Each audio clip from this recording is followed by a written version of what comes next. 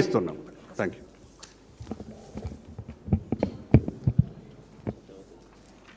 Media మిత్రులకి నమస్కారం. ఇవాళ వరంగల్ జిల్లాలో కేటీఆర్ గారు ఏదైతే సభ పెట్టినరో మీ అందరూ తెలుసు. సాక్షాత్ మీడియా ముఖంగా గంట సేపు కేటీఆర్ గారు చాలా స్పష్టంగా రైతుల పక్షాన ఉండి కాంగ్రెస్ పార్టీ ఇచ్చిన డిక్లరేషన్ గురించి దాన్ని అమలు చేయమని చాలా బ్రహ్మాండంగా చెప్పారు. అంతే మీకు తెలుసు, దాని గురించి నేను మాట్లాడను. కానీ వరంగల్ జిల్లాలో ఏ అయితే నాయకులు కాంగ్రెస్ పార్టీ నాయకులు సీతక్క కానీ సురేఖ గారు కానీ రాజేంద్ర రెడ్డి గారు కానీ ఎవరెవరైతే మీరు మాట్లాడినరో మీ మాటలు అసలు కేటీఆర్ గారు మీరు ఇచ్చిన హామీ ఏదో డిక్లరేషన్ గురించి అడిగితే మీరు ఎందుకంత ఉలిక్కి పడుతున్నారో అర్థం కావట్లేదు. అసలు మీరేం చేయాలి? మీకు దమ్ము ఉంటే, సిగ్గు ఉంటే, చీవులు రక్తం ఉంటే మీరేం చేయాలి? మీరు ఆ డిక్లరేషన్ అమలే విధంగా చూసి కళ్ళాల్లో రోడ్ల మీద మక్కలు కానీ లేకపోతే వరి ధాన్యాన్ని కొనుగోలు చేసే దమ్ము ఉంటే మీరు చేయాలి. వాటే దృష్టి పెట్టండి. అసలు దొంగలే మున్పడేవారు అనేదట, దొంగలే దొంగ దొంగ అన్నట్టు ఈ కాంగ్రెస్ పార్టీ మీరు చేసే ఈ దరిద్రపు పనిని రైతులకు మోసం చేసుకుంటూ వాళ్ళందరినీ ఉరి వేసుకుంటూ వాళ్ళు చచ్చిపోయే విధంగా చేసేది మీరు. కానీ ఇవాళ కాంగ్రెస్ పార్టీ సంస్కృతి ఎట్లుందంటే పుట్టుకల గురించి మాట్లాడుతున్నారు. దయాకర్ రావు గారు ఏం మాట్లాడుతున్నారండి? కేటీఆర్ గారు పుట్టుక గురించి మాట్లాడతా వెళ్ళి నీ తల్లి దగ్గర పోయి అడుపో. కేటీఆర్ గురించి కేటీఆర్ పుట్టుక గురించి నువ్వు మాట్లాడినావు కదా, నీ తల్లి దగ్గరికి వెళ్ళి అడుగు. అమ్మ నేను మాట్లాడిన కరెక్టాను, దవడ బగలు కొడుతుంది నువ్వు నీ మాటలు వింటేది తల్లి. అటువంటి నీచమైన సంస్కృతి కాంగ్రెస్ పార్టీది. కేటీఆర్ గురించి ఆయన గురించి ఎటువంటి మాటలు మాట్లాడితే బిడ్డ తోలు తీస్తాం, మీకు తోలు గుర్తుపెట్టుకోండి. అంతేకాకుండా మీరు ఫస్ట్ ఆఫ్ ఆల్ మీరు చేయాల్సింది ఏది? సీతక్క ఉన్నారు. సీతక్క అమ్మ నీకెందుకు తల్లి అంత ఉలుకుపాటు? అవసరం ఉంటే నువ్వు సీనియర్ నాయకురాలుగా జిల్లాలో రాహుల్ గాంధీ గారు దగ్గర అంటావు కదా, నువ్వు ఫస్ట్ కొనుగోలు కేంద్రాలు ఉన్న ధాన్యం ఎత్తిచ్చే పని చేయి. నువ్వు సమ్మక్క సారాలమ్మ అంటే అందరికీ భక్తి, ఆ తల్లి అంటే గిరిజన ఆరాధ్య దైవం మనందరికీ. కేటీఆర్ గారి తల్లుల గురించి మాట్లాడలే, మీ యొక్క పర్సెంటేజ్ల గురించి, మీ యొక్క పంపకాల గురించి మాట్లాడితే పర్సెంటేజ్ తీసుకున్న మీరు ఉలికిపడి మాట్లాడితే అది సిగ్గుగా అనిపిస్తుంది తల్లి. ముందు రైతులు దృష్టి పెట్టండి. మీరు అక్కడ రమేష్ అనే ఒక పూజారి కొడుకు కాలు ఇరిపోతే మీరు కట్టిన ఇమ్మీడియట్గా అది కూలి ఇరిపోతే దాన్ని చూసే దమ్ము లేదు. కానీ నువ్వు ఎంతసేపు మీ వ్యవహారం అంతా పంచుకునే మాట మీద ఇచ్చుకునే మాట మీద ఉంది తప్ప మీరు రైతుల మీద ఎటువంటి కూడా మీరు ధ్యాస పెట్టకుండా ఎటువంటి కూడా మీరు ధాన్యం కొనుగోలు చేస్తలేరు. కాబట్టి మీ డిక్లరేషన్ల గురించి కేటీఆర్ గారు వరంగల్ నడి ఒడ్డున వచ్చి బాజాబ్తు బీఆర్ఎస్ పార్టీ తరఫున మిమ్మల్ని నిలదీసి అడిగినారు. మీరు కేసులు పెడితే ఏమవుతాయి? ఇట్లాంటి 1000 కేసులు పెట్టుకున్నా ఆయన ఎంతమంది ఏమి చేసుకొని తెలియపరుస్తా ఉన్నాం. మీడియా సోదరులకు నమస్కారం. అలాగే గౌరవ పెద్దలు దయాకర్ రావు గారు, రవిచంద్రన్న, కవిత గారు, మా సీనన్న, వాసుదేవరెడ్డి గారు, అలాగే సతీష్ గారు, వారు ముగ్గురు మాట్లాడిన ప్రతి విషయాన్ని ఏకీభవిస్తూ నిన్న కేటీఆర్ గారు వరంగల్లో మాట్లాడిన విషయాల మీద వారు ఏమీ ఎక్కువ మాట్లాడలేదు. కేవలం రాహుల్ గాంధీ, రేవంత్ రెడ్డి వరంగల్ వచ్చి 4 ఏళ్ల క్రితం మే 6వ తారీఖున 2022న ఏం డిక్లరేషన్ ఇచ్చారో దాన్ని అమలు చేయమని మాత్రమే అడిగారు. ఒకవైపు మొన్న మా 25 ఏళ్ళు మా పార్టీ పుట్టి మరి 25 ఏళ్ల సెలబ్రేషన్ పూర్తయిన సందర్భంగా మేమందరం కేసీఆర్ గారిని అడిగాం.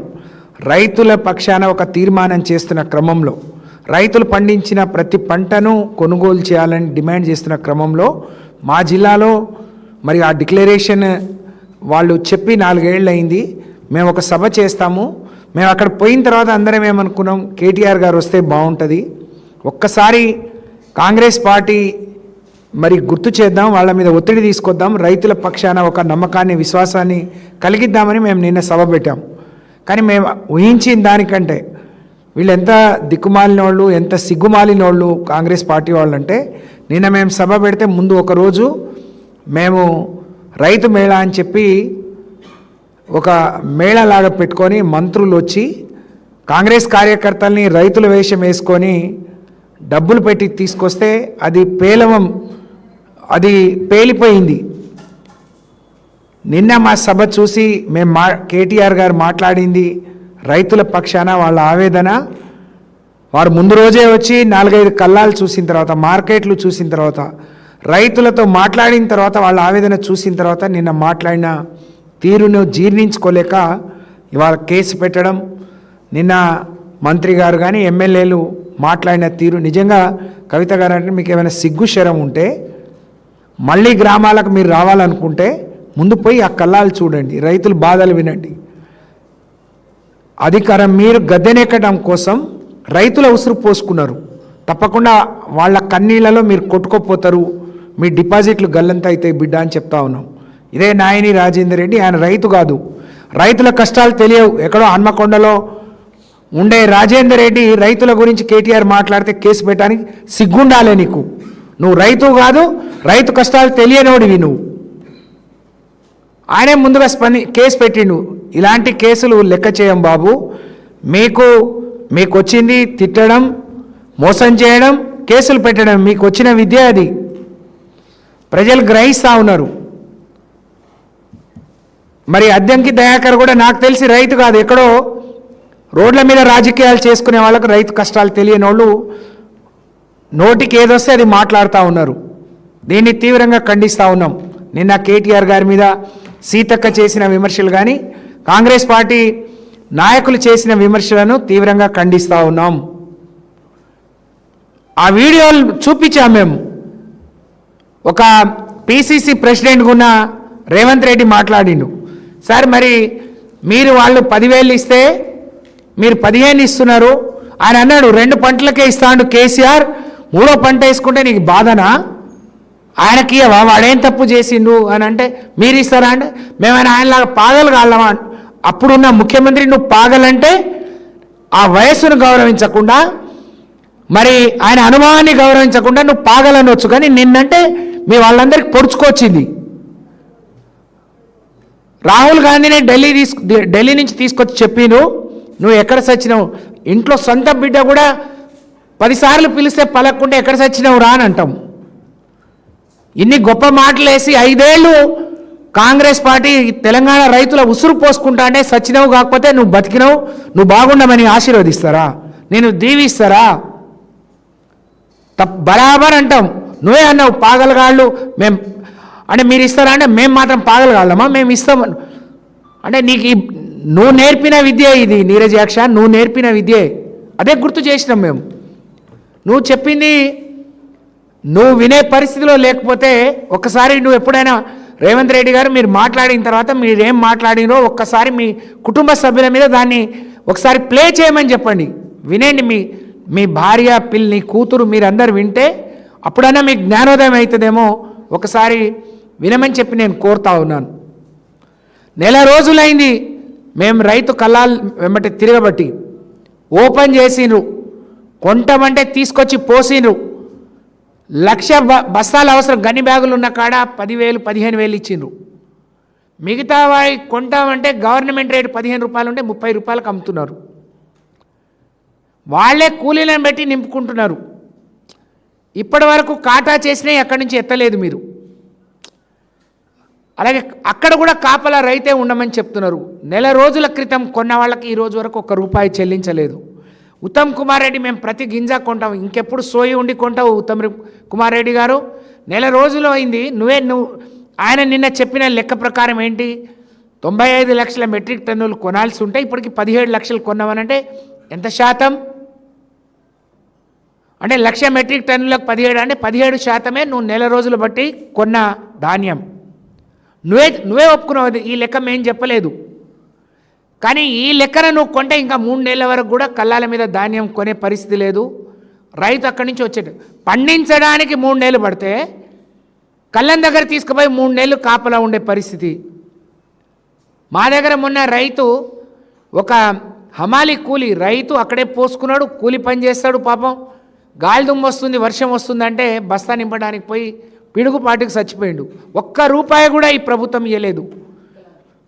కళ్ళం మీద నీలం వెంకన్న అని ఒక రైతు చనిపోతే ఇది మీ హత్య కాదా? వాళ్లకు సానుభూతి అయినా ప్రకటించినా, వాళ్లకు ఎస్గ్రేషియా అయినా ఇచ్చిందా మీరు? ఏం మొహం పెట్టుకొని అన్నీ కొంటామని చెప్తారు?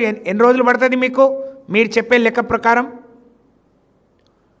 సీతక్కకు పెద్దగా మాట్లాడు, మా రాహుల్ గాంధీ చాలా గొప్పోడు ఆయన అంటారా? నీకు గొప్పోడు కావచ్చు, నీకు పదవి నేను తీసుకొని పదవి ఇచ్చినందుకు. కానీ ఇంతమంది రైతులను మోసం చేస్తున్నందుకు అది ఆయన ఒక మోసకారి. తప్పకుండా మరి మీ భాషలో మీరని మేము పాగలా అంటే మీరు పాగలో గొప్పోళ్ళో నిరూపించుకోండి. అసలు మీ ఉనికి ఉందా సీతక్క గారు, సురేఖ గారు? జిల్లాలో మంత్రిగా మీరు పనిచేస్తున్నారా? కమిషన్లు తీసుకున్నారని కేటీఆర్ గారిని మేము చెప్పలేం, మీ పత్రికల్లోనే వచ్చింది. పంచాయతీ పెట్టుకొని మీటింగ్లకు రాకుండా ఉన్నది మీరు. ఒప్పందం కుదిరిన తర్వాత నీకు ఒప్పందం కుదిరితే నువ్వు కనీసం దేవాదాయ శాఖ మంత్రిని కూడా పిలవకుండా మొత్తం జాతర చేసుకుంది నువ్వు, నీకు వాటా వచ్చింది కాబట్టి. ఇది ప్రజలు పత్రికల్లో వచ్చింది, ప్రజలందరికీ తెలుసు. నువ్వు పిల్లి కళ్ళు మూసుకొని పాలు తాగి ఎవరు చూడలేదు అనుకుంటే అక్కడ ఏం జరుగుతుందో ఆ మాత్రం తెలియదా? వారం రోజులకే ఆ దిమ్మెలన్నీ కూలిపోతే మేము పోయి స్వయంగా చూసినాం. ఒక పూజారి కొడుకు పూజ చేసుకొని వస్తుంటే ఆయన కాళ్ళ మీద పడి కాళ్ళు కూడా తీసేసిండ్రు. మరి మీరు తప్పు చేయలేదు, అందులో అవినీతి చేయలేదు, చాలా బ్రహ్మాండంగా 1000 ఏళ్ల కోసమని కడితే 100 రోజులు కూడా అది బాగలేకపోతే కనీసం ఎందుకు పోయి చూడలేదు అని చెప్పి ప్రశ్నిస్తూ ఉన్నాం. ఆ పూజారి కొడుకును పరామర్శించిందా? వాళ్ళకేమైనా ఎస్గ్రేషియా ఇచ్చిందా? మీరు తప్పు చేయకపోతే వాళ్ళ దగ్గరికి పోయే మరి నిజాయితీ కానీ ధైర్యం మీకు ఎందుకు లేదు అని చెప్పి నేను ప్రశ్నిస్తూ ఉన్నాను. కాంగ్రెస్ నాయకులకు రైతుల మీద ప్రేమ లేదు, రైతులు పండించిన పంట కొనాలనే సోయి లేదు, వాళ్లకు అన్ని రకాలుగా మోసం చేసిండ్రు. ఎంతసేపు ఈ రాష్ట్రాన్ని దోచుకోవడం, దాచుకోవడం, మీ అధిష్టానానికి కప్పం కట్టడంతోనే మీ పని సరిపోతుంది. ఇది ప్రజలు గమనిస్తున్నారు. రాబోయే రోజుల్లో ఇదే రైతాంగం కాంగ్రెస్ పార్టీ నాయకులకు కర్రు కాల్చి వాత పెట్టడం ఖాయమని చెప్పి ఇప్పటికైనా మీరు జాగ్రత్తగా ఉండండి. ముందు మీరు మాట ఇచ్చినట్టు మొత్తం కొనుగోలు చేయమని చెప్పి డిమాండ్ చేస్తూ, కొనే వరకు బీఆర్ఎస్ పార్టీ కేసీఆర్ గారి నాయకత్వంలో, కేటీఆర్ గారి నాయకత్వంలో తప్పకుండా రైతుల పక్షాన మేము పోరాటం చేస్తామని చెప్పి ఈ సందర్భంగా తెలియజేస్తూ, మాట్లాడితే ఎదురు దాడి చేసే కాంగ్రెస్ పార్టీ, బీజేపీ పార్టీ నాయకులారా ఖబర్దారని హెచ్చరిస్తూ ఉన్నాం. ఇవాళ కౌశిక్ రెడ్డి గారి మీద జరిగిన దాడిని తీవ్రంగా ఖండిస్తూ, ప్రజాస్వామ్యంలో ఇది పద్ధతి కాదు, ఇట్లాంటి మాటలు సరి అయింది కాదు, ఇలాంటి దాడి సరి అయింది కాదు, దీన్ని అందరూ గమనించాలని, ఇది అందరూ ముక్త కంఠంతో ఖండించాలని నేను విజ్ఞప్తి చేస్తూ ఉన్నాను. ధన్యవాదాలు.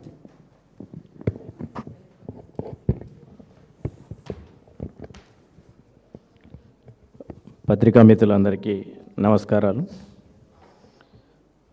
నిన్న జరిగినటువంటి రైతు సంగ్రామ సదస్సుకి భారీ ఎత్తున రైతులు తరలి వచ్చి సక్సెస్ చేసినందుకు వరంగల్ రైతులందరికీ కూడా ధన్యవాదాలు తెలియజేస్తున్నాను. రైతు సంగ్రామ యాత్ర మే 6వ తారీఖు పెడతామనుడితోటే మాకు పర్మిషన్లు ఇవ్వకుండా ఎక్కడ ఆర్ట్స్ కాలేజీలో పెడతారని భయంతో కాంగ్రెస్ నాయకులు 5వ తారీఖు, 6వ తారీఖు, 7వ తారీఖు బుక్ చేసుకొని రైతు మేళా పేరు మీద బుక్ చేసుకొని ఎక్కడ కేసీఆర్ వచ్చి ఇక్కడ లక్షల మందితో మీటింగ్ పెడతాడన్న భయంతో ముందే బుక్ చేసుకొని మిగతా గవర్నమెంట్ ప్లేసులల్లో ఎక్కడ కూడా మా సదస్సు ఏర్పాటు చేసుకోవడానికి పర్మిషన్ ఇవ్వకుండా అడ్డుకున్న మేము ఒక ప్రైవేట్ ప్లేస్లో తీసుకొని రైతు సంగ్రామ సదస్సు ఏర్పాటు చేసుకుంటే వేలాదిగా తరలివచ్చి స్వచ్ఛందంగా వేలాదిగా తరలివచ్చి రైతు సదస్సు కేటీఆర్ గారి నాయకత్వంలో సక్సెస్ అయింది. వాళ్ళు రైతు మేళా అని పెట్టి ఆర్ట్స్ కాలేజీలు ఏర్పాటు చేసుకొని పెద్ద ఆర్ట్స్ కాలేజ్ మొత్తం గ్రౌండ్ మొత్తం కూడా ఏసీ హాళ్ళతోటి 5 స్టార్ ఫుడ్ తీసుకొచ్చి పెట్టి, అదేవిధంగా ఏసీ బస్సులు ఏర్పాటు చేసుకొని ప్రతి గ్రామంలో ఏసీ బస్సులు ఏర్పాటు చేసుకొని అగ్రికల్చర్ ఆఫీసర్లతోటి రైతులను బలవంతంగా ఎక్కించే ప్రయత్నం చేసినా ఎంత వాళ్ళు పోయి ఎన్ని ప్రాధేయపడ్డా అక్కడికి రైతులు రాకుండా వాళ్ళ సభ అట్టర్ ఫ్లాప్ అయింది. ఎక్కడ చూసిన రైతులు 500-600 మంది కూడా వాళ్ళు పనిముట్లు ఇస్తామన్నా అనేకమైన చెప్పినా కూడా మంత్రులు వస్తారని చెప్పినా కూడా రైతులు వాళ్ళకు రాలేదు. మా రైతు సంగ్రామ యాత్రకి వేలాదిగా తరలి వచ్చి రైతులందరూ కూడా సక్సెస్ చేశారు.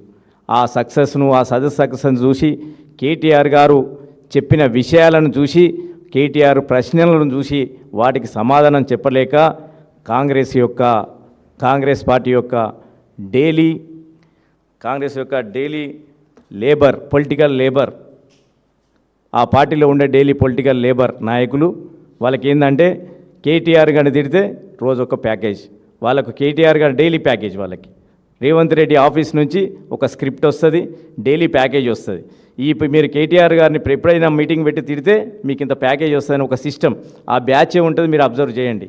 ఓన్లీ డైలీ లేబర్ బ్యాచ్ వాళ్ళ డైలీ పొలిటికల్ లేబర్ వాళ్ళు ఏంటంటే ఒక ప్రెస్ మీట్ పెడితే వాళ్ళకు ప్యాకేజ్. కాబట్టి కేటీఆర్ను తిట్టడం కోసం తిట్లు ఓన్లీ బూతులు తిట్టడం కోసం, కేటీఆర్ని వ్యక్తిగతంగా తిట్టడం కోసం. ఆ బ్యాచ్ ఎప్పుడు వాళ్ళే ఉంటారు. మీరు చూడండి, రిపీటెడ్ వాళ్ళే ఉంటారు, ఆ బ్యాచే ఉంటుంది. ఎవరైనా రైతు సమస్యల మీద మాట్లాడితే వాళ్ళ డిక్లరేషన్, వరంగల్లో పెట్టినటువంటి డిక్లరేషన్, వాళ్ళు ఏదైతే రాహుల్ గాంధీ గారు వచ్చి ఆర్ట్స్ కాలేజీలో చెప్పిన ఒక డిక్లరేషన్ గురించి కేటీఆర్ గారు మాట్లాడిన మాటలు మాత్రం చూపిస్తే వాళ్ళ కోపం వచ్చేసి వాళ్ళు paid batch, daily labour batch ఇష్టం వచ్చినట్టు మాట్లాడారు. వాళ్ళ పీసీసీ ప్రెసిడెంట్ గారు ఈ డైలీ లేబర్ బ్యాచ్కి ఆయన మంత్లీ పేమెంట్, ఆయనకు నెలకు మంత్లీ పేమెంట్ రేవంత్ రెడ్డి దగ్గరికి వెళ్ళి వస్తుంది. ఆ అడ్వర్టైజ్ ఏజెన్సీల దగ్గర నుంచి నెలకు డబ్బులు పంపిస్తే ఆయన కేటీఆర్ గారు తిట్టినప్పుడు వీళ్ళందరూ మాట్లాడిన తర్వాత చివరికి వచ్చి ఆయన మాట్లాడతాడు. 420 హామీలు ఇచ్చింది నువ్వు 420 అని మమ్మల్ని అంటున్నావు. 420 హామీలు ఇచ్చింది మీరు, కాంగ్రెస్ పార్టీ. 425 హామీలు ఇచ్చి మోసం చేసింది మీరు 420లో అవుతారా, మేము 420లో అవుతామా? 420 గ్యాంగ్ మీది. కేటీఆర్ గారు చెప్పిండు, ఏం చెప్పిండు కేటీఆర్ సభలో? రైతు బంధు రైతులు మేము మేనిఫెస్టోలో పెట్టలే. కేసీఆర్ గారు ఆ రోజు మేనిఫెస్టోలో రైతు బంధు ఇస్తామని పెట్టలే.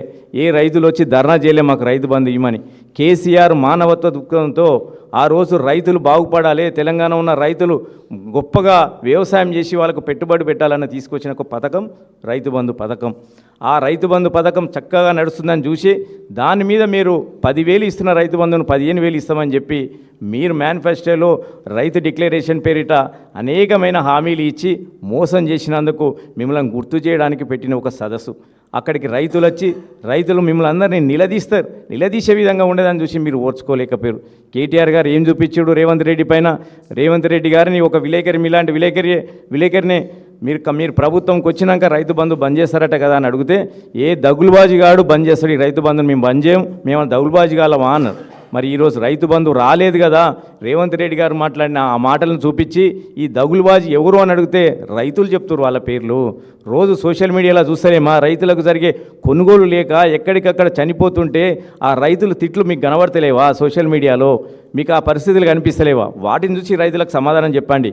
కేటీఆర్ మాత్రం ప్రశ్నించింది మాత్రమే, ఎవరిని కూడా వ్యక్తిగతంగా తిట్టలే.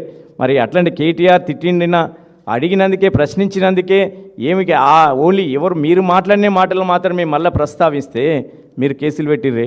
మరి కేసీఆర్ గారిని రేవంత్ రెడ్డి ఎన్నిసార్లల్లా తద్దినం పెట్టాడు. అతని శవాన్ని అంటే సమాధి చేసి సమాధి పైన జెండా పెడతానని చెప్పి మొన్న మేడిగడ్డ ఇక్కడ మొన్ననే మాట్లాడింది కదా. అనేక సార్లు కేసీఆర్ మీద చచ్చిపోవాలని చెప్పి చాలా మాట్లాడారు కదా. మరి అట్లాంటప్పుడు రేవంత్ రెడ్డి మీద ఎన్ని కేసులు పెట్టాలి? రేవంత్ రెడ్డి మీద ఎన్నిసార్లు దౌర్జన్యం చేయాలి? మరి ఇవన్నీ మీరు మర్చిపోయారా? ఒక్కసారికి కేటీఆర్ గారు రాహుల్ గాంధీని ఏమన్నారు? అరే మీరు ఇక్కడికి వచ్చారు, ఆర్ట్స్ కాలేజ్కి వచ్చారు, మే 6వ తారీఖు వచ్చి 2022 వచ్చి రాహుల్ గాంధీ గారు చాలా పెద్ద మాటలు చెప్పిపోయారు, మీరు ఎక్కడ చచ్చారు అన్నారు. ఇంతకుముందు అక్క చెప్పినట్టు మన తెలంగాణ భాష అది, మన తెలంగాణ యాస అది. తెలంగాణ ఎక్కడంటే చెప్తే పిలవకపోతేమో ఇంకో రకంగానో పట్టించుకోకపోతే ఎక్కడ చచ్చిండు అనేది ఒక ఊత భాష. ఆయన చచ్చిపోమని కాదు, తండ్రి మీరు 100 ఏళ్ళు బతికి రాహుల్ గాంధీ రండి ఇక్కడికి వచ్చి మీ రేవంత్ రెడ్డి చేస్తున్న రకాన్ని చూడండి. రేవంత్ రెడ్డి గారు విమానం ఎక్కుడు దిగుడే కాదు, ఇక్కడ ఒక రైతులు వచ్చి రైతుల యొక్క బాధలు చూడండి, రైతు కొనుగోలు పైన రివ్యూ చేయండి అని కేటీఆర్ గారు ప్రశ్నించాడు. అంతే తప్ప వ్యక్తిగతంగానో వేరే రకంగానో ఎక్కడ కూడా కేటీఆర్ ప్రస్తావించాలి. అయినా కూడా మీరు వ్యక్తిగతంగా కేటీఆర్ని ఎన్ని తిట్టినా ఎన్ని చేసినా కేటీఆర్ ఇంచు రోజుకు పెద్ద నాయకుడు అవుతాడే తప్ప ఎప్పుడు కూడా భయపడేటోడు కాదు, కేటీఆర్ కాదు అని ఈ సందర్భంగా తెలియజేస్తున్నా. మీరందరూ కూడా తిట్టిన బ్యాచ్ అంతా కూడా ఈ పేడు labour batch, daily political labour batch. మీ మాటలు కూడా ప్రజలు ఎవరు పట్టించుకోరు. ఇంతకుముందు అక్క చెప్పినట్టు ఎవరు కూడా వ్యవసాయం సంబంధించిన వాళ్ళు కాదు. నిన్న నిజంగా వ్యవసాయం పండే కాన్సెన్సీలు, అర్బన్ కాన్సెన్స్ ఉన్న నాయకులు మాట్లాడుతున్నారు రైతుల గురించి. రాజేందర్ రెడ్డి కావచ్చు, ఇంకా శ్రీనివాస్ రెడ్డి కావచ్చు, ఇంకెవరైనా కూడా అర్బన్కి సంబంధించిన నాయకులు మాట్లాడుతున్నారు. ఎందుకంటే మీ ఊరల్లో అంటే మిగతా కాన్సెన్స్ వెళ్ళి రైతులున్న కాన్సెన్సీలో వాళ్ళు ఎమ్మెల్యేలు కానీ మంత్రులు కానీ మాట్లాడితే రైతులు గల్లాలు పట్టుకుంటారని నిలదీస్తారని చెప్పి వాళ్ళు ఎవరు మాట్లాడట్లే. రైతులు రోడ్ల మీద వడ్లు పోసుకునేది కనబడతలేదా? జొన్నలు కొనుగోలు చేస్తలేదు కనిపిస్తలేదా? దాని మీద ఎందుకు రివ్యూ చేయరు? 5, 6వ తారీఖు 7వ తారీఖు 3 రోజులు రివ్యూ అక్కడ మేళ పెట్టుకున్నారే.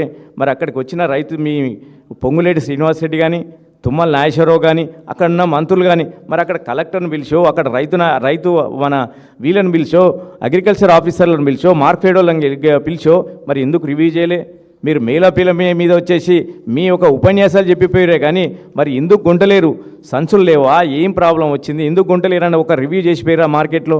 లేదు. ఎందుకంటే అక్కడికి పోతే రైతులు నిలదీస్తారు. వాళ్ళకు రైతుల మీద ప్రేమ లేదు కాబట్టి, రైతుల మీద అది లేదు కాబట్టి వాళ్ళకి ఎట్లాంటి రైతుల మీద అది లేదు కాబట్టి వాళ్ళు ఏమీ మాట్లాడలేక ఎవరైనా ఏం చెప్పాలి, మీరు రైతు బంధు ఇస్తలేరు, రైతు భరోసా ఇస్తలేరని కేటీఆర్ ప్రశ్నించారు. నిజంగా మీరు ఇచ్చి ఉంటే చూపించవచ్చు కదా. మీరు అబద్ధాలు చెప్తున్నారు, ఇగో మేము ఇన్నిసార్లు మేము ఇన్ని ఇచ్చినాం నిన్నాని. కేసీఆర్ సభ పెట్టినప్పుడు ఒక ఎకరానికి ఇచ్చారు, అంతకుముందు ఇంకొక ఎకరానికి 2 ఎకరాలు తప్ప 3 సార్లు ఎకరగొట్టిలు రైతు భరోసా. సో మీరు ఇచ్చే పరిస్థితి లేదు, రేపు ఇచ్చే పరిస్థితి లేదు. ఎందుకంటే రైతులు కమిషన్ ఇయ్యరు. అదే 1000 కోట్లు 3000 కోట్లు రిలీజ్ చేశారు, 3000 కోట్లు కాంట్రాక్టర్లకు రిలీజ్ చేశారు. ఆడ 10% చొప్పున 300 కోట్లు వస్తాయి కాబట్టి మీరు ఆడక కాంట్రాక్టర్లకు పైసలు కొట్టారు, రైతులకు 3000 కోట్లు మేము ఇచ్చినామన్నారు. మీరు చూడండి, లెక్కలు చూడండి, మన ఫైనాన్స్ డిపార్ట్మెంట్లో మీరు లెక్కలు చూడండి. ఎక్కడైతే రైతులకు భరోసా కోసం కొడతారో అంత కాంట్రాక్టుల కోసం కాంట్రాక్టులు సేమ్ బిల్లులు రిలీజ్ అవుతాయి. అదే ఫీజు రియంబర్స్మెంట్ ఇయ్యరు, ఎందుకంటే కాలేజీలు ఎవరికి కమిషన్లు ఇయ్యరు కదా, వాటి గురించి రావు. సో వాళ్ళ కమిషన్లు వచ్చే వాటికి మాత్రమే బిల్లులు రిలీజ్ అవుతాయి తప్ప మిగతా వాటికి ఈ స్కీముల గురించి అయితే రిలీజ్ చేయలేరు వాళ్ళు. దయచేసి ప్రజలు రైతులందరూ కూడా ఆలోచించాలి. అయ్యే మరి ఒక్క వరంగల్ జిల్లా వరకే, ఒక వరంగల్ రైతులు నిలదీస్తేనే ఇంత ఉలికి పడుతున్నారే. రేపటి నుంచి ప్రతి నెల ప్రతి జిల్లా, ప్రతి ఉమ్మడి జిల్లాలో రాబోయే రోజుల్లో సభలు ఉంటాయి, రైతు సభలు ఉంటాయి, అనేక మీరు ఇచ్చినటువంటి హామీలపైన సభలు ఉంటాయి. మిమ్మల్ని నిలదీస్తాం, ఎక్కడికక్కడ అడ్డుకుంటాం, మేము వదిలిపెట్టాం. 2.5 సంవత్సరాలు చూసినాం, ఇక నుంచి చూసే ప్రసక్తే లేదు. ఖచ్చితంగా మీరేదైతే హామీలు ఇచ్చారో, మీరైతే 420 హామీలు ఇచ్చారో, 6 గ్యారెంటీలు ఇచ్చారో, వాటిని అయ్యే వరకు, వాటిని మీ చేత ఇప్పించేంత వరకు ఖచ్చితంగా నిలదీస్తూనే ఉంటుంది బీఆర్ఎస్ పార్టీ. కేటీఆర్ గల్లం ఎత్తుతూనే ఉంటాడు, అనేక సమస్యలపైన పోరాడుతూనే ఉంటాం. మీ కేసులకు, తాటాప్ చెక్లకు ఎవడు భయపడటో లేడు. రాబోయేది ఖచ్చితంగా బీఆర్ఎస్ ప్రభుత్వం, కేసీఆర్ నాయకత్వంలో మరొకసారి కేసీఆర్ ముఖ్యమంత్రి అవుతారు. అయినాక ఏమేమి కేసులు పెట్టారో, ఏ విధంగా చూసారో తప్పకుండా ఆ విధంగానే సమాధానం ఉంటుందని ఈ సందర్భంగా తెలియజేస్తున్నాం. అదేవిధంగా మాట్లాడే నాయకులు మరొకసారి ఆలోచించకండి. మీరు చేసే పనులు మాత్రమే చెప్పండి. వ్యక్తిగతంగా దూషిస్తే, వ్యక్తిగతంగా మాట్లాడితే రేవంత్ రెడ్డి పేమెంట్ ఇస్తాడు తప్ప మీకు ప్రజల్లో పలుకుబడి పెరగదు, మీకేమి కూడా మిమ్మల్ని గెలిచే పరిస్థితి ఉండదని ఈ సందర్భంగా తెలియజేస్తున్నా. పొంగులేటి శ్రీనివాసరెడ్డి గారు మా వరంగల్ పార్టీ, వరంగల్ జిల్లా ఇన్ఛార్జ్, కానీ అక్కడికి వస్తాడు. ఆయన ఓన్లీ రివ్యూలు మాత్రం కాంట్రాక్ట్ల పైన మాత్రమే పెడతాడు. మేడారం సమ్మక్క సారక్క యొక్క మన పనుల మీద రివ్యూ పెడతాడు, కానీ అక్కడ ఒక నాసి రకమైన పనులు అదే అతను వాళ్ళే కాంట్రాక్ట్ చేసి కమిషన్లు వచ్చేది మాత్రమే పెడతాడు. అదేవిధంగా కాంట్రాక్టులు వరంగల్ సంబంధించి ఏదైనా పనులు ఉంటే కాంట్రాక్ట్ సంబంధించిన పనుల మీద మాత్రమే ఆయన యొక్క రివ్యూ మీటింగ్లు పెడతాడు తప్ప ఇట్లాంటి రైతుల సమస్య పైన, విద్యార్థుల సమస్య పైన, మిగతా వాటిపైన కూడా ప్రజలకు సంబంధించిన దేని మీదే కూడా రివ్యూ పెట్టాడు. ఎందుకంటే రివ్యూ పెడితే ఎక్కడ డబ్బులు అడుగుతారో, ఎక్కడ నిలదీస్తారో అని ప్రజలు వాటి మీద పెట్టే ప్రసక్తే లేదు. కాబట్టి ఇప్పటికైనా మంత్రులైనా నాయకులైనా ఒకసారి ఆలోచించుకోండి. మీరు రాహుల్ గాంధీ వరంగల్ డిక్లరేషన్లో, రైతు డిక్లరేషన్లో ఎలాంటి హామీలు ఇచ్చారో హామీలు నిలబెట్టుకునే ప్రయత్నం ఇప్పటికైనా చేయండి. చేయకపోతే ఖచ్చితంగా ఈ రైతు సంగ్రామ యాత్రలు ఇది వరంగల్ది మొదటిది, ఇది చివరిది కాదు. చివరిది ఇంకా కేసీఆర్ ఇప్పుడు చిన్న సింహం వచ్చింది, పెద్ద సింహం ఇంకా బయటకు వచ్చేది ఉంది. రైతు సంగ్రామం లక్షల మందితోటి ఆ సింహం వస్తే మీరు తట్టుకునే పరిస్థితి ఉండదు. కాబట్టి ఇప్పటికైనా బుద్ధి తెచ్చుకొని రైతుకి ఇచ్చిన మాట నిలబెట్టుకొని ఇష్టం వచ్చినట్టు వ్యక్తిగతంగా మాట్లాడకుండా హామీలు నిలబెట్టుకోవాలని సందర్భంగా తెలియజేస్తున్నాను. Thank you.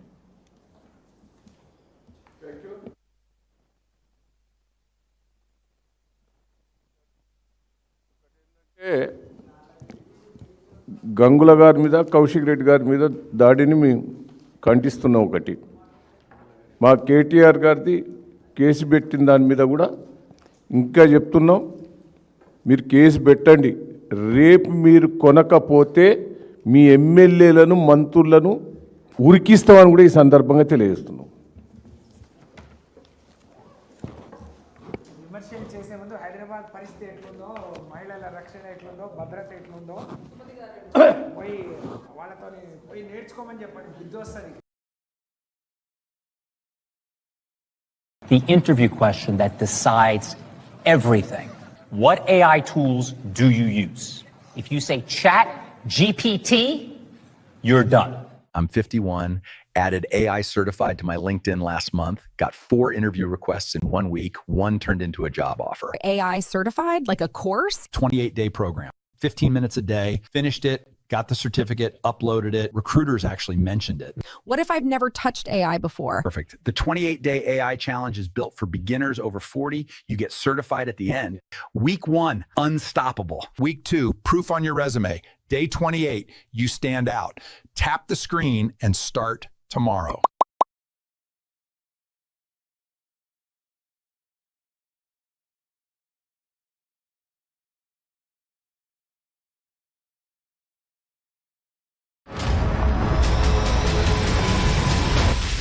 Prepare for the big moment. Over.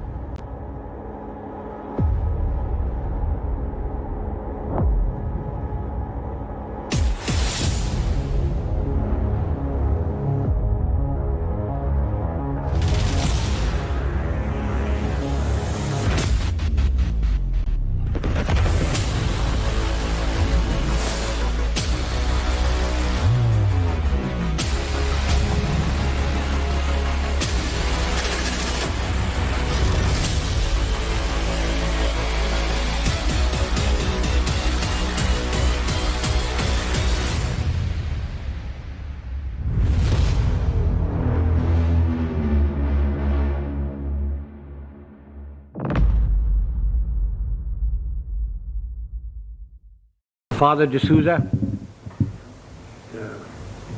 General D'Souza, ladies and gentlemen, I'm here under false pretenses. I must be the only one here who has never been into a college. General D'Souza has told you all about me. I'm most appreciative of his kind words. My only regret is that my wife wasn't here to hear them. She would have treated me with greater respect. And when I say I'm uneducated, I really mean it. I must be the only member of my family who isn't a graduate. I managed to do my inter-science. I got a 3rd division, mushkil se. Anyway, it's nice being in this hall with all the academics and all the educated people. And I take this opportunity of inaugurating your Silver Jubilee series on leadership. I don't know what one does for inauguration, but may I say that I have inaugurated the thing.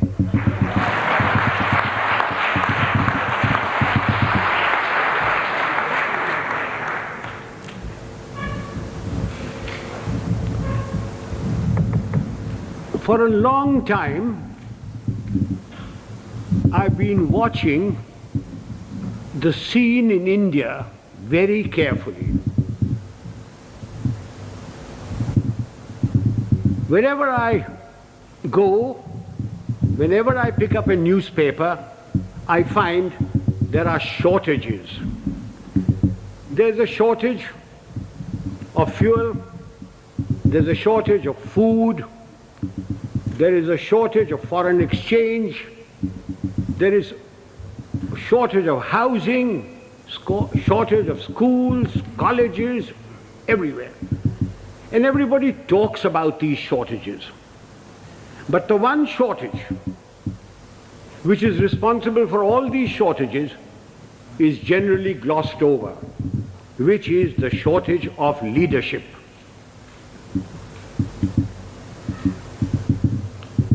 Father, don't misunderstand me, and gentlemen of the press, please don't misquote me, which you are always capable of doing and which you continue doing. When I talk of shortage of leadership, I do not mean just political leadership. I mean leadership in every walk of life. Whether it's political, administrative, in educational institutions, in our sports organizations, in our industry, amongst labor, amongst the law and order contingents, there is a shortage of leadership. I do not know whether leaders are born or leaders are made. There is a school of thought which says leaders are born. Father, we have a population of 780 million people, and we procreate at the rate of one Australia every year. And yet, there is a shortage of leadership. So if those of you who think that leaders are born and who contribute to that theory, may I suggest you throw away all Planned Parenthood and really let yourselves go. If leaders are not born, can leaders be made? It is my view that give me a man with reasonable common sense and decency, you can make a leader out of him. What are the attributes of leadership? There are many attributes. The cardinal attribute for leadership is professional knowledge and professional competence. Now you will agree with me that you cannot be born with professional knowledge.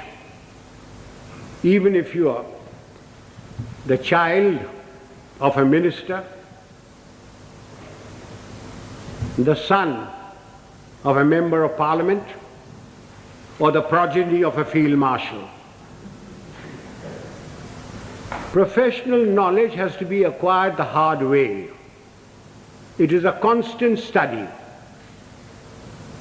Professors, engineers, architects, lawyers, solicitors, doctors, they all study their professions continuously. They all contribute to magazines, to newsprints, to all sorts of things. But we in India, as soon as we reach positions of power, whether it's ministerial, secretarial, armed forces, or anywhere else, we think we are the repository of all knowledge. Professional knowledge has to be acquired the hard way. And without professional knowledge, you can never have professional competence. And if you haven't got professional competence, you cannot be a leader. I wonder, those civilian gentlemen who have been charged with the security of this country, whether they have ever read a book on the military profession. I wonder if they know the difference between a gun or a howitzer. I remember a minister one day coming to me. I'd left being the army chief then, and said, and I will talk to you in his own language, "Zara batao, ye howitzer kya cheez hoti hai?" And I said, "What are you talking about, howitzer?" Then I discovered that he meant a howitzer. And I said, "Well, why are you asking me? Why don't you ask the army chief and others?" He said, "Kaise पूछे उनसे?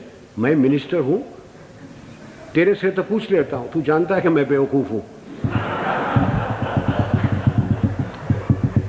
I wonder if they can distinguish a mortar from a mortar, or a gorilla from a gorilla, although a great many resemble the latter. Ladies and gentlemen, professional knowledge is a sine qua non of leadership. You have to have professional competence if you are expected to lead anything. It doesn't matter whether you are in the army, whether you are in the teaching profession, whether you are in industry, unless you have professional competence and professional knowledge, you cannot be a leader. And it has to be acquired the hard way. You've got to study all your life.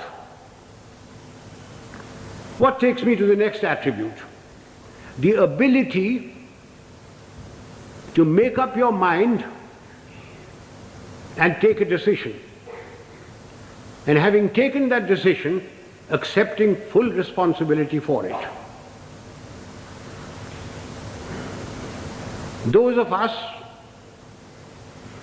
who have suffered at the hands of superiors who cannot take a decision know what it's like. An act of omission is much worse than an act of commission. An act of commission can be put right, even if the decision is wrong, by colleagues, by subordinates, by somebody. But an act of omission cannot be put right. Why does a person not take a decision? Because he lacks confidence. Why does he lack confidence? Because he lacks professional knowledge and competence. Eustace will tell you that when I was the army chief, I'd go around, ask my generals, what are you doing about this? And he said, sir, I've been thinking, I've been considering. And then I produced for myself a manic Shawism. And Father, will you forgive my language? I used to say, if you must be a bloody fool, be one quickly. Take a decision and then accept full responsibility for it. Do you know how much money is lost in the country because somebody won't take a decision? Costs escalate, papers lie in somebody's place for days, for months, for years. And when they finally take a decision, the cost of a project, the cost of something has gone up tenfold. Who suffers? We, the people of India, suffer. So that's the second requisite for leadership. The ability to make up one's mind, take a decision, and then stand by it. Don't pass the buck on to your subordinate. It's your decision. What comes next? Absolute justice and impartiality. Those of us who have dealt with masses of men, and I've dealt with over 1 million men in my time, know the value of this. Absolute justice and impartiality. No man likes being punished, and yet men will accept punishment if they know that everybody who commits that sort of a crime gets the same sort of punishment. They will take it stoically. They may not like it, they may not like you, but they will respect you. Amazon and Microsoft invested $8.2 billion, and now Google is building its largest campus in India right here. This is Hyderabad's financial district, and you can invest in this neighborhood at just 1.94 CR with ASBL Loft. Book now with just 10.5 lakh rupees.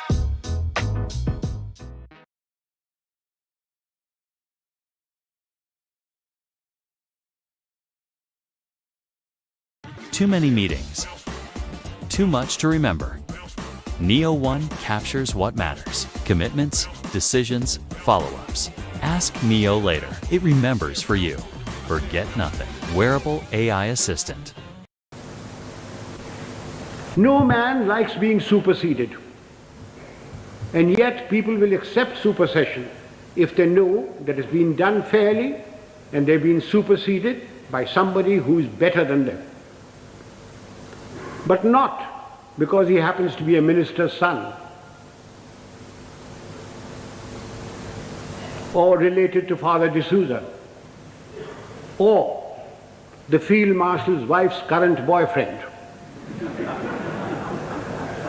Men will accept supersession. They may not like it, but they will do it. Now, ladies and gentlemen, this is very, very important in our country. We have tremendous pressures. We have large families. We have fathers, mothers, uncles, aunts, nephews, nieces, their fathers, mothers, etc. We have pressures from them. We have pressures from members of parliament. We have pressures from all sorts of people. And we lack the courage to withstand that pressure. This is very important for us in India. And that takes me to the next attribute: moral and physical courage. I do not know which is more important, moral courage or physical courage. Were I talking to a lot of soldiers, I would lay emphasis on physical courage. But since I'm only talking to a handful of soldiers, and mostly civilians, I will lay emphasis on moral courage. What is moral courage? Moral courage is the ability to distinguish right from wrong. And having distinguished that, you must have the courage to stand up and say your piece, irrespective of what your superior thinks, irrespective of your colleagues, irrespective of your subordinates. You must have the courage to say so. A yes man is a horrible man. He must be shunned. He is a disgrace. He may rise very high. He may become a minister. He may become a field marshal. But he will never, never become a leader. He will be used by his superiors. He will be disliked by his colleagues, and his subordinates have no respect for them. Moral courage is essential. Now, since you wanted to know some examples of moral courage from my past, I will give you a little story. In 1970, when General Yahya Khan put all the pressure on East Pakistan as it was then, and refugees started coming to India, there was a cabinet meeting. I remember the date very well, 28th of April. I was summoned. I had a very strong Prime Minister and Mrs. Gandhi, who ranted and raved at me. He said, "What are you doing about it? I've got so many refugees. The Chief Minister of Bengal has just sent me a telegram. The Chief Minister of Tripura has done this. The Chief Minister of Assam is writing that there are more Bengalis there than their own population. What are you doing about it?" And I said, "Nothing. Got nothing to do with me." And she said, "I want you to go in and take action." And I said, "Do you know what that means, Prime Minister?" And she said, "No." I said, "It means war." And she said, "I don't mind if there's war." So I said, "May I please quote from the Bible, the first book, the first chapter, the first verse? God said, 'Let there be light,' and there was light. And you say, 'Let there be war,' there be war. Are you ready?" I'm not ready. I'm not prepared. It is not the right time to go in. The monsoon will break very shortly, and the whole of East Pakistan will be a swamp. I will not be able to operate. The Air Force will not be able to operate. April is a month when we glean the harvest. And the agriculture minister was Mr. Fakhruddin Ali Ahmed. And I said, "I will require every railway wagon, I will require every train, I will require all the road space to move my troops. And you will not be able to move your harvest. And then if there is a famine, don't blame me." And I said, the passes in the Himalayas start opening now, the snow melts. And then if the Chinese give us an ultimatum, I will have to fight on two fronts. And then the External Affairs Minister, a Khalsa, Sardar Swaran Singh said, "Do you think China will give ultimatum?" And I said, "You are the foreign minister, you tell me." And then my own minister, Jagjeevan Ram, who couldn't call me Sam, who used to call me Sham.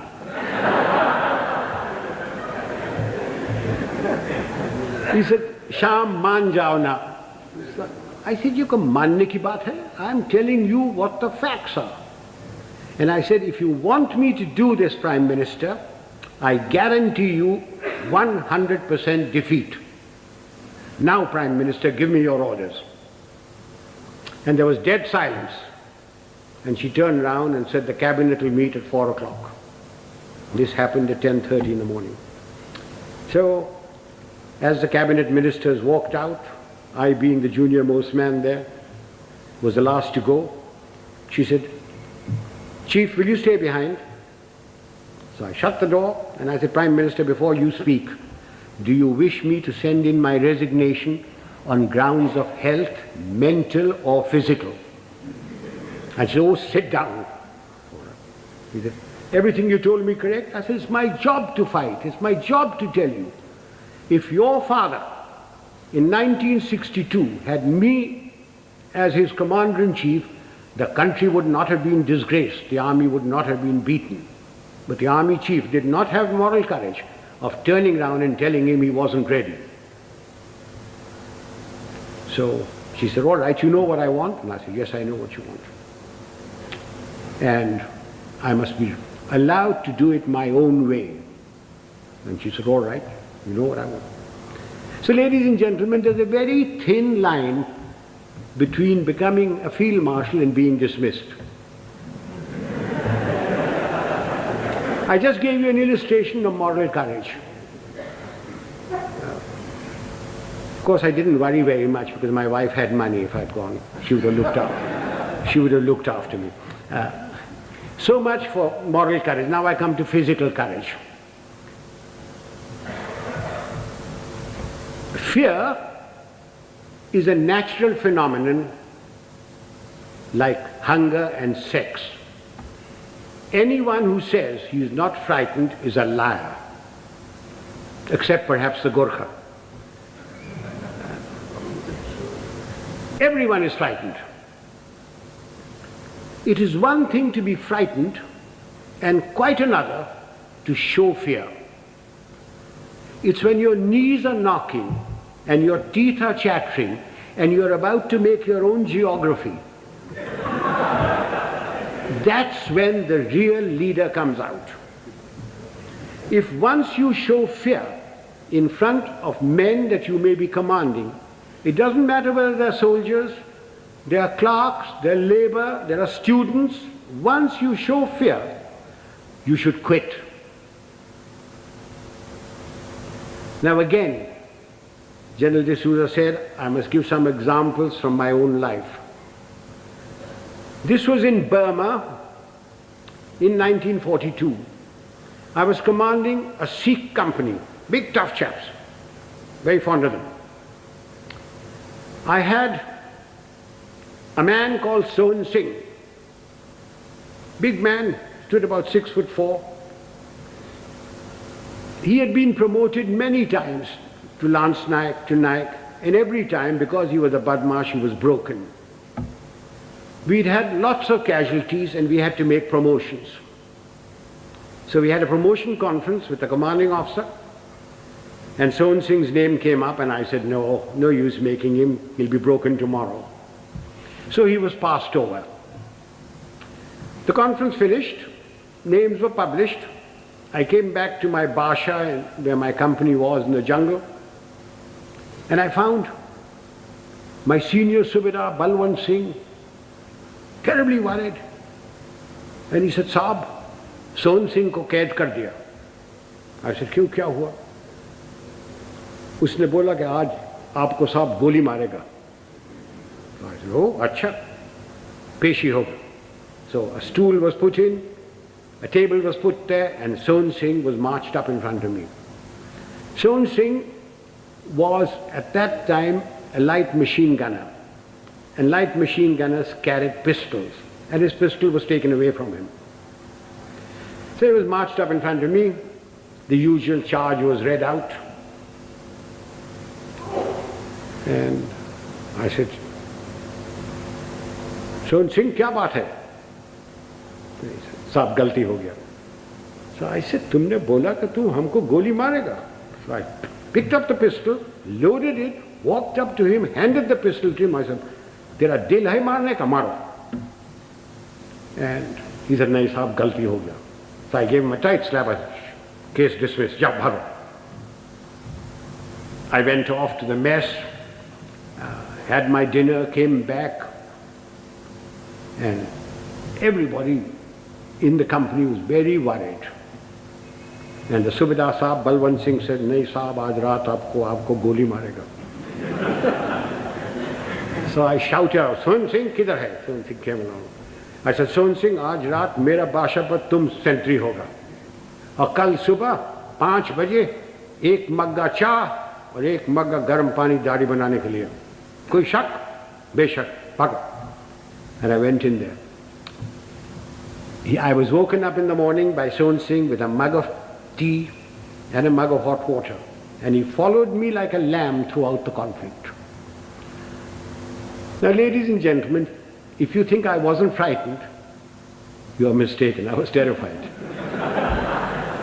But if I hadn't done that, and put Sohan Singh in the clink or something like that, everybody would have said, Dekha, hamara saab darta hai. Just an example of this. How often during riots and all that, some young sergeant with nothing but a little stick in his hand has walked in and quelled everything by showing courage. So physical courage is essential to leadership. You needn't be foolhardy like I was. I was very young. I don't know whether I do it today.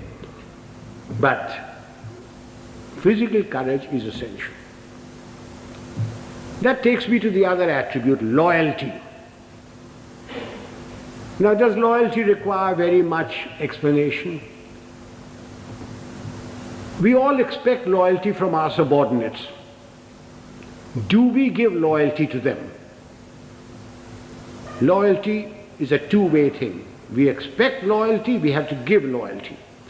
Do we give loyalty to our colleagues? So remember that for leadership, you expect loyalty, you've got to give loyalty. So I can just use ChatGPT, right? Why do I have to attend your workshop? See, that's the biggest misconception, that only ChatGPT is AI, only Gemini is AI, right? There are more than 1500 AI tools. All of these AI tools are automating some part of the work. But if you are working in India, there are these top 10 AI tools which are automating data analysis, software development, software testing, Excel, PowerPoint, right? And these top 10 AI tools we teach in our 3 hours AI tools workshop, which is going to happen upcoming Sunday, right? And usually this workshop is for 2,000 rupees, but for first few seats, we have kept it just 9 rupees. Oh wow, and that's such a less pricing, right? So how can I join this workshop though? You can simply click on the link below and join right now.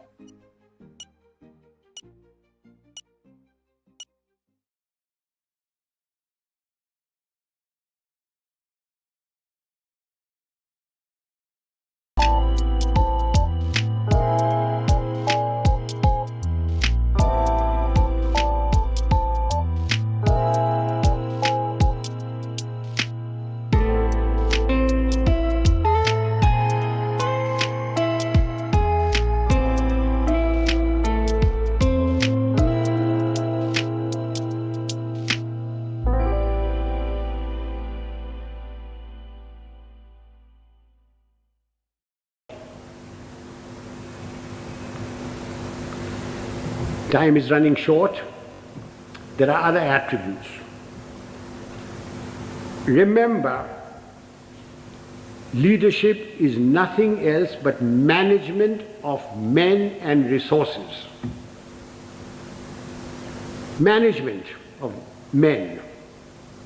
Men have problems. Men in numbers can be very nasty. And a leader must be able to deal with them. very firmly. When people misbehave, like they are misbehaving in Bombay these days, it's no use saying Jai Hind to them. You've got to deal with them very, very firmly. But you must never forget that men have problems. They have human problems. They have problems of debt, of family problems. They get easily despondent. And therefore, the leader must have a human touch. He must have a sense of humor to get them out of their despondency. He must have the gift of the gab. Unfortunately, our leaders have the gift of the gab, but they have no sense of humor. Further, men and women, generally speaking, like their leader to be a bit of a man, a bit of a lad. Take examples from history. Julius Caesar. Julius Caesar, you will agree, he was a great leader. When he came to Rome, the senators used to lock up their wives. Take Napoleon. He had his Josephine and Marie Antoinette and Georgette and Paulette and any number of things. And you will agree he was a great leader. Take the Duke of Wellington. The night before the Battle of Waterloo, in his chambers there were more women of luscious proportions than staff officers. And he was a great leader. Do you know, sir, a thought has just struck me. All these three people that I've talked about had one thing in common. They all had long noses.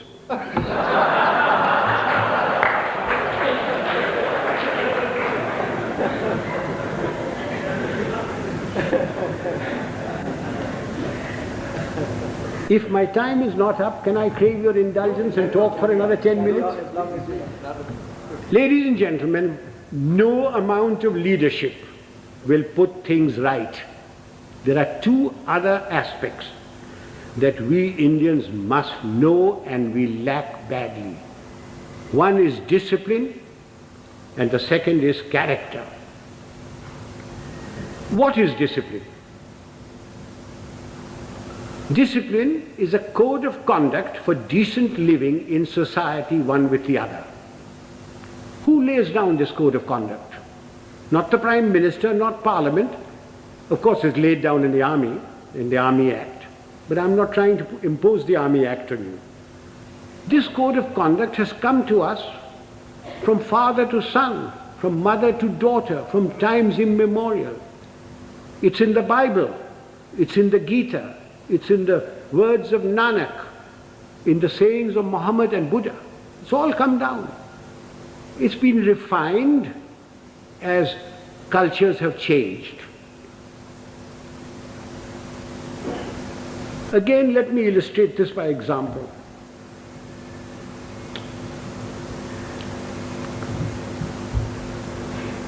Non-punctuality is an act of ill discipline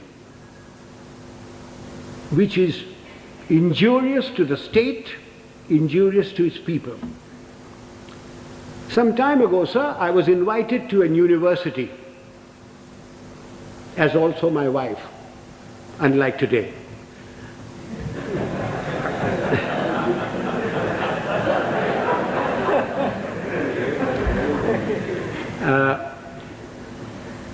I was called there at a convocation at 5 o'clock in the evening.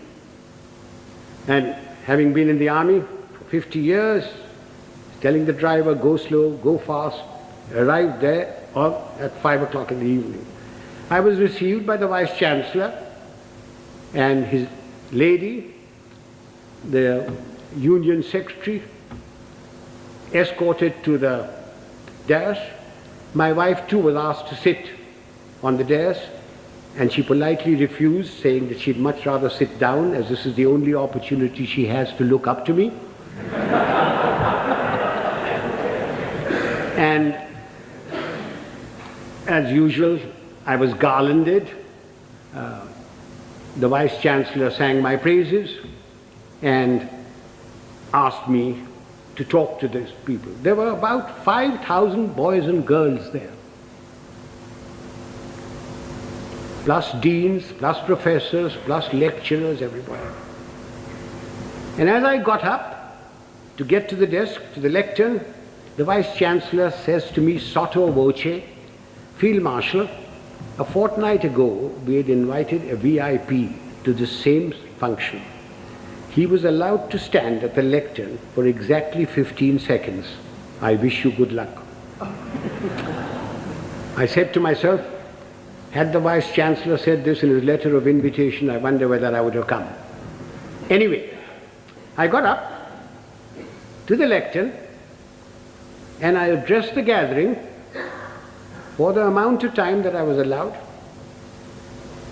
I was heard in pin drop silence, and at the end of it, I got a thunderous applause.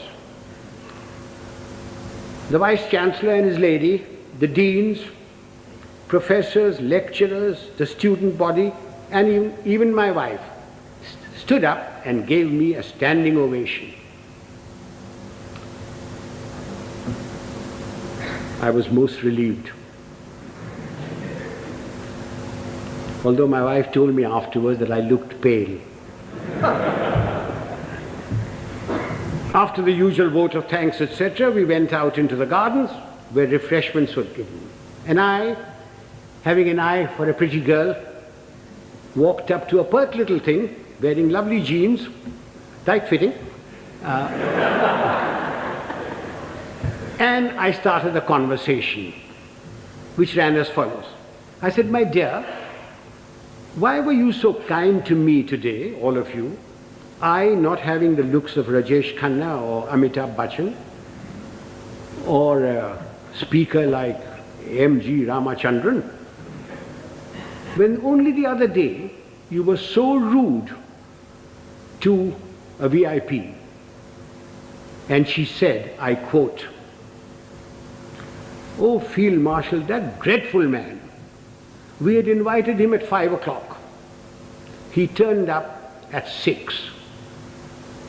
He brought with him a bevy of security people who pushed us aside and took their places where we should be sitting. He brought with him 2 of his brats, grandchildren probably. He was too old to have those kids that size. But you never know.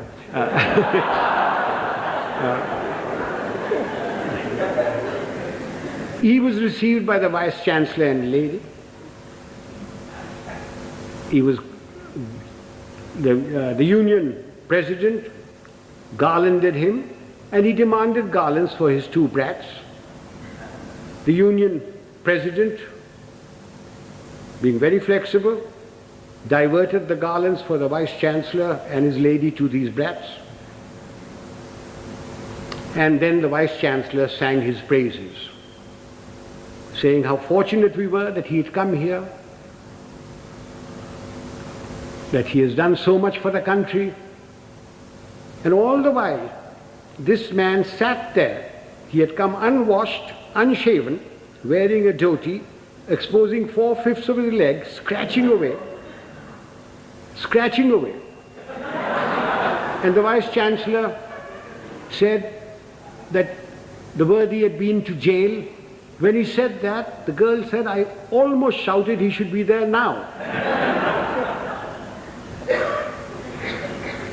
Then the Vice Chancellor asked him to go to the lectern and to talk to us. So he picked up the lemonade or limca or whatever was there, which belonged to his female offspring, and took a sip, which started a howl. When that subsided, the worthy came to the lectern and said, friends and well-wishers, I have not had time to prepare my speech, but my secretary has written something for me, and he produced a whole heap of paper. He said, without any premeditation, without any thought, we made his stay very short. I unquote. Sir, I thank my lucky stars that 50 years in the army had made me come on time, that I'd been brought up to shave in the morning and shave in the evening if there was a function, that I had a lounge suit on, and although I have very nice legs, I didn't expose them, that I didn't suffer from itch or eczema to indulge in the scratching of the unmentionable.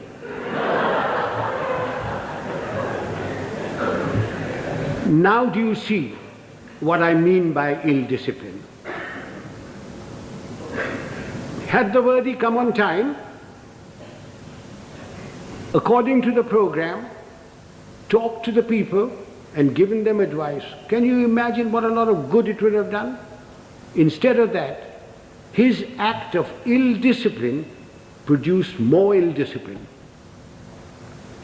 Now, this is not a matter to be laughed at and forgotten. We people in India are terribly ill disciplined. We think because we've got freedom that we can do what we like. I do not stop you from criticizing, to standing up for your rights. I think it's your duty to do it. But what I abhor are the acts that we've gone into because we've got freedom. Why do we have to spit pan all over? Why do we have to write on doors and things? Why do we have to keep staircases dirty and filthy? Why do we have to throw garbage in somebody else's compound? These are all acts of ill discipline. It is because of these acts of ill discipline that you have corruption, you have smuggling, you have all sorts of things. Even animals in Tanzania are better disciplined. I went there 4 years ago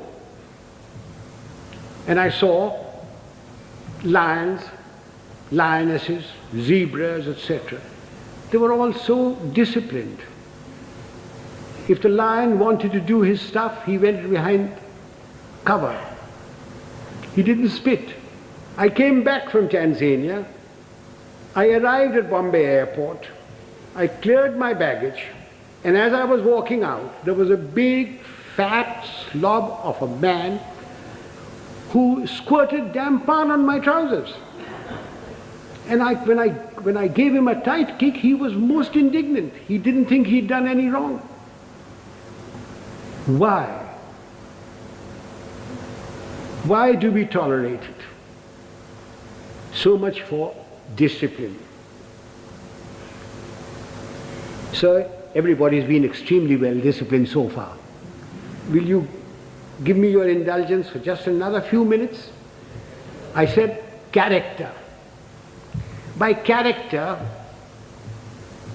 I don't mean the sort of thing which the father will preach to you.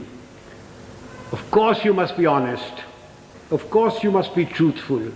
Of course you mustn't covet thy neighbor's wife. Not when father is listening. Of course you mustn't. All that is part of character. But I mean something bigger. It's knowing yourself, knowing what you really are. Unfortunately, we lack that sort of character. And what little we have is denuded by our fans, by the sycophants around us, by the hangers-on. Again, let me illustrate this by an example. Some years ago, Hollywood produced a picture of the great violinist and composer Paganini. And they got a very handsome actor, tall, good actor, who had some knowledge of the violin to take the part of Paganini. And he was drilled to perfection, so that when that little cadenza was played and screened, the critics raved over it. Raved at the movement of his fingers and of his bow. And this man's fans, sycophants, hangers-on, went on telling him that he was greater than Menuhin, greater than Heifetz, greater than Chrysler. And the man started believing it. And it took 8 months in a psychiatric home to rid him of this delusion. Do you know, sir, after the 1971 conflict, my fans, my hangers-on, the sycophants around me kept telling me, "Sir, you are the greatest general the century has produced. You are better than Rommel. You are better than Guderian. Auchinleck was nothing." And just as I was beginning to believe it, the Prime Minister created me Field Marshal and sent me off to the Nilgiris. And a hard-headed, no-nonsense wife deprived one more inmate of a psychiatric home. I thank you, sir.